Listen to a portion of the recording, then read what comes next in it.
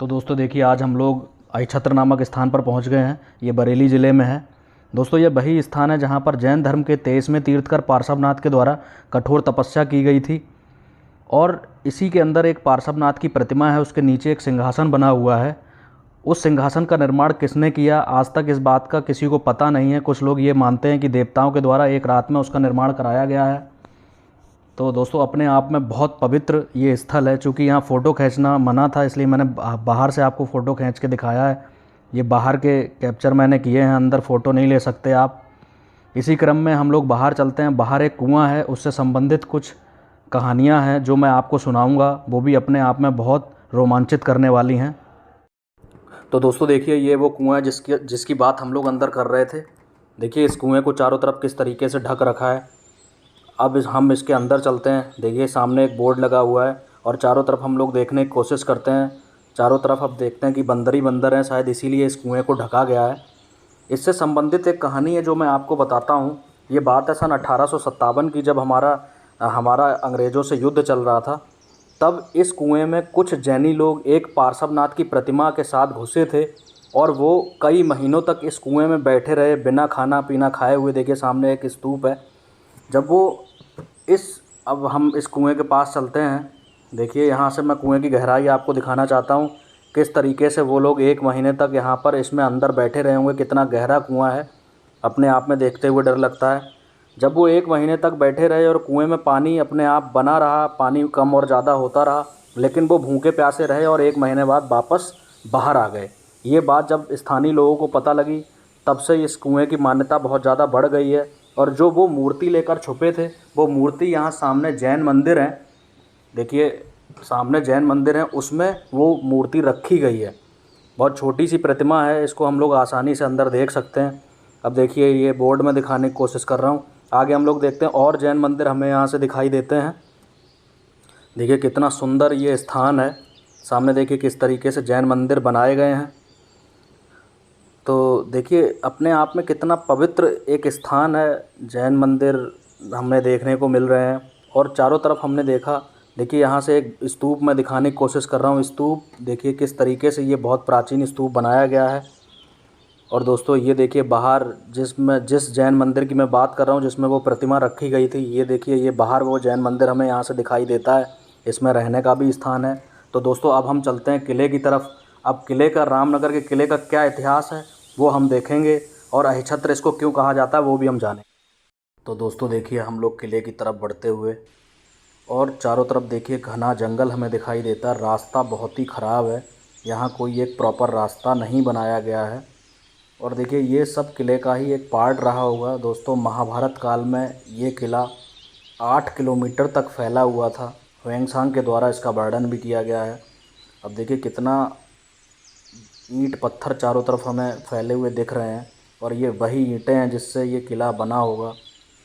तो दोस्तों एक सजेशन यहाँ पर और दूंगा, अगर कोई लेडीज़ आपके साथ है तो कम से कम 4-5 लोग अवश्य आएँ उनके साथ, क्योंकि ये अपने आप में बहुत निर्जन इलाका है। यहाँ पर देखिए दूर दूर तक कोई दिखाई नहीं देता है, और इतना घना जंगल है कि हमें कुछ जंगली चीज़ें भी यहाँ पर दिखाई दी। अभी हमें सांप दिखाई दिया था पीछे, और एक बड़ी छिपकली भी दिखाई दी थी। देखिए किले का कुछ पार्ट यहाँ से नज़र आता हुआ हमें। अब देखिए धीरे धीरे हम लोग मुख्य किले की तरफ बढ़ते हुए, और देखिए कितना घना जंगल है। हम ये पूरा उस किले का ही पार्ट है, 8 किलोमीटर के क्षेत्र में जो फैला हुआ था। अब यहाँ पर किसी को कुछ भी बनाने की परमिशन नहीं है। देखिए फाइनली हम लोग अब किले की तरफ पहुँचने ही वाले हैं। देखिए यहाँ से हमें दिख रहा है कुछ कारें यहाँ पर खड़ी हैं। देखिए हम लोग यहाँ पर किले की तरफ पहुँच गए हैं। तो दोस्तों हम लोग यहाँ पर देखिए रामनगर पहुँच गए हैं, और यहाँ से देखिए बोर्ड दिख रहा है प्राचीन स्थल रामनगर। तो बहुत ही प्राचीन ये एक किला था। तो दोस्तों इस पे हम लोग घूमने की कोशिश करते हैं, और यहाँ से एक लुक मैं दिखाना चाह रहा हूँ आपको। ये देखिए किला कैसे दिखता है, और ये पूरा इतिहास इसका यहाँ पर इस बोर्ड पर लिखा गया है। तो दोस्तों ये एक राजा द्रुपद थे, उनका किला है। तो यहाँ से हम लोग इसको ऊपर देखेंगे, और सामने से हमें दिख रहा है कि ये सीढ़ियाँ जो हैं बहुत, इनकी चढ़ाई यहाँ से हमें खड़ी चढ़ाई लग रही है, लेकिन हम इस पे इधर से नहीं चढ़ पाएंगे। हमें इस पे चढ़ने के लिए पीछे की साइड जाना पड़ेगा, क्योंकि वहाँ पीछे की साइड हमें किसी ने बताया कि कुछ सीढ़ियाँ हैं। तो चलिए हम लोग पीछे की साइड चलते हैं। बाकी जो भी इम्पोर्टेंट इसके जो भी इम्पोर्टेंट इसकी हिस्ट्री होगी वो मैं आपको यहाँ पर बताता रहूँगा। तो आइए हम लोग चलते हैं। देखिए यहाँ से मैं आपको दिखाने की कोशिश कर रहा हूँ। देखिए ये सारे जो ईंट पत्थर यहाँ पर बिखरे हुए दिख रहे हैं, ये कभी इस किले में लगे हुए थे। देखिए यहाँ की ईंटों को देख के हम लोग कह सकते हैं ये बहुत पुरानी ईंटें हैं। तो दोस्तों यहाँ से आपको दिखाना चाह रहा हूँ, इतनी पुरानी ईंट आज हमें देखने को नहीं मिलती है। देखिए ये पूरी ईंटें यहाँ पर हैं और ये किसी, देखिए पूरी नींव भरी हुई दिख रही, पता नहीं यहाँ पर क्या रहा होगा। इसी तरीके से हम लोग आगे देखते हैं। ये पूरे नीचे देखिए आप लोग ईंट पत्थर पड़े हुए हैं यहाँ पर। ये पहले देखिए ये पूरी नींव हमें दिखाई देती है और इतनी चौड़ी चौड़ी यहाँ पर ईंटें लगाई गई हैं। तो यहाँ पर ये पूरा किला था। अब हम लोग इसके ऊपर चलते हैं, देखते हैं ऊपर से क्या व्यूज़ मिलता है हमें। चल के देखते हैं, कोशिश करते हैं पीछे देखने की। तो दोस्तों देखिए ये है भीमगदा। तो यहाँ पर कुछ कहानियाँ प्रचलित हैं जिनके बारे में आपको थोड़ा सा बताना चाहता हूँ। यहाँ के स्थानीय लोग ये बता रहे थे, ये पूरा एक पत्थर था बहुत बड़ा, इसको भीम की लाठी भी कहा जाता है। ये यहाँ के लोगों के द्वारा भीम की गदा भी कही जाती है। तो ये जो भीम गदा है ये बहुत एक विशाल पत्थर था। देखिए यहाँ से मैं दिखाना चाहता हूँ, यहाँ पर इसका कुछ हिस्सा टूटा हुआ है। देखिए यहाँ से देखिए कुछ हिस्सा इसका टूटा हुआ है।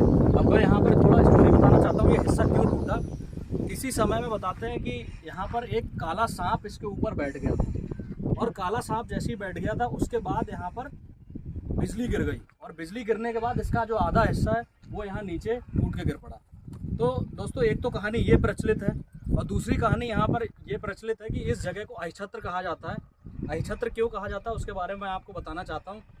क्योंकि यहाँ पर एक जैन मुनि थे, जैनों के 23वें तीर्थकर थे जिनका नाम था पार्श्वनाथ। तो पार्श्वनाथ की ये तप स्थली है। यहाँ पर आके उन्होंने बहुत बड़े साधना की थी। तो एक बार जब वो साधना में बैठे थे तो यहाँ के लोगों के द्वारा ये बताया जाता कि बहुत सारे ओले और बहुत बारिश हो रही थी उस दिन। तो ऐसी स्थिति में क्या हुआ, बारिश और ओले जब गिर रहे थे तो वहाँ से पीछे से कहीं एक सांप आ गया और सांप ने क्या किया, उन जैन तीर्थ जो पार्श्वनाथ बैठे थे उनको ऊपर से पूरी तरीके से ढक लिया। और ढकने के बाद वो सांप बहुत लंबे समय तक उनको ढके रहा और जब बाद में बारिश बंद हो गई, वहाँ के स्थानीय लोगों ने जब वहाँ रास्ते से निकलना शुरू किया तो उन्होंने ये दृश्य देखा कि कोई एक सांप है किसी जैन तीर्थकर को इस तरीके से ढका हुआ बैठा है। तो उन्होंने इस जगह का नाम रख दिया अहिछत्र। अब अहिछत्र का मतलब हम लोग समझ लेते हैं। अहि माने संस्कृत में अहि का अर्थ होता है सर्प और छत्र माने छाया। जो क्षेत्र सर्प की छाया में रहे उसी को हम अहिछत्र कहते हैं। तो दोस्तों ये छोटी सी कहानियाँ थी जो मैंने यहाँ पर सुनाई।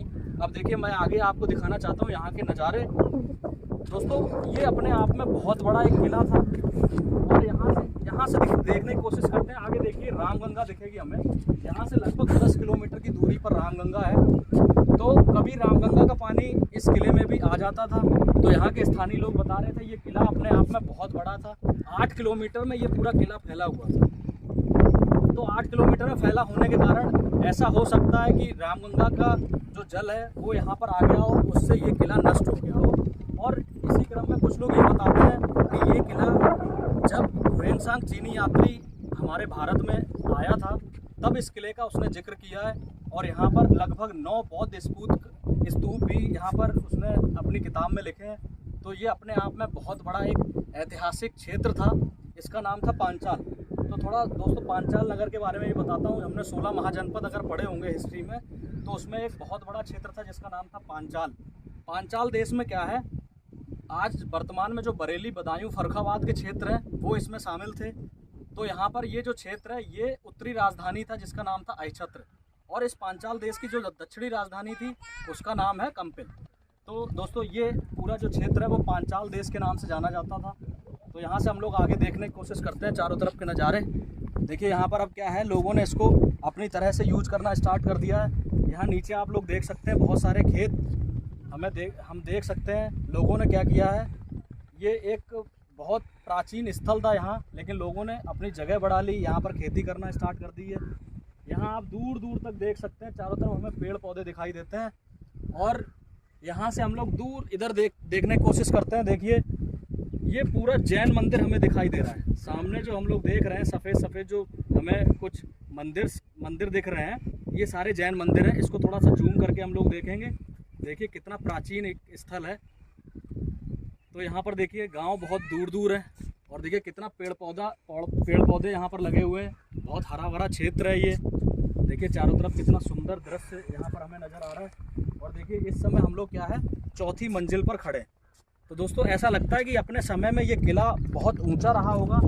ये चौथी मंजिल का किला है। और नीचे मैंने आपको दिखाया कि नीचे जो उसकी नींव है उसमें कितनी चौड़ी चौड़ी ईंटें लगाई गई हैं। और इन ईंटों का क्या आकार है हम यहाँ से अंदाज़ा नहीं लगा सकते, क्योंकि ये अपनी जीर्ण शीर्ण अवस्था में है। देखिए यहाँ से नीचे मैं आपको दिखाना चाह रहा हूँ। ये देखिए बिल्कुल एक चौकोर ईंट आपको दिखाई देगी। और उसके बाद देखिए यहाँ पर कुछ लंबी कुछ चौड़ी ईंटें लगाई गई हैं। तो इनका ईंटों का कोई आकार नहीं है। तो अपने आप में ये एक बहुत विशिष्ट नमूना अपने समय का रहा होगा। तो दोस्तों इसी क्रम में हम दोस्तों देखिए ये ऊपर वाला पत्थर है।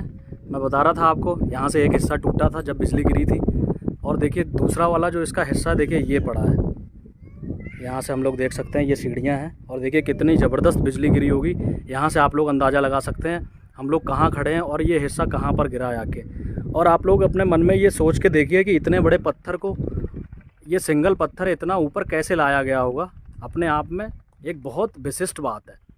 तो दोस्तों यहाँ पर हम लोग ये भी सोच सकते हैं कि कुछ लोगों की मान्यता ये है कि ये भीम गदा है। कुछ लोग ये कहते हैं कि ये जो है एक शिवलिंग है। तो यहाँ की क्या सत्यता है ये अभी तक प्रमाणित नहीं हो पाया है। लेकिन अपने आप में बहुत रोचक इसकी कहानियाँ हैं जो हम लोग यहाँ से देख सकते हैं। देखिए ये देखिए एक हिस्सा यहाँ पड़ा है। और कुछ लोग बताते हैं एक हिस्सा इसका नीचे भी पड़ा है। तो नीचे भी एक हिस्सा पड़ा है। और उसके बाद इसका एक हिस्सा तोड़ के यहाँ जो रामनगर का मंदिर है उसमें भी इसका एक हिस्सा तोड़ के डाला गया है। तो अपने आप में बहुत रोचक कहानियाँ हैं इसकी। प्राचीन समय में इस किले के साथ क्या हुआ अपने आप में सोचने का विषय है। देखिए अब हम लोग नीचे जाते हुए सीढ़ियाँ देखिए किस तरीके से बनाई गई हैं। और देखिए कितना सुंदर यहाँ से व्यू हमें नज़र आ रहा है। अपने आप में विशिष्ट है। चारों तरफ देखिए कितना सुंदर माहौल, यहाँ पर कितनी शांति मिल रही है। आप लोग देख सकते हैं चारों तरफ।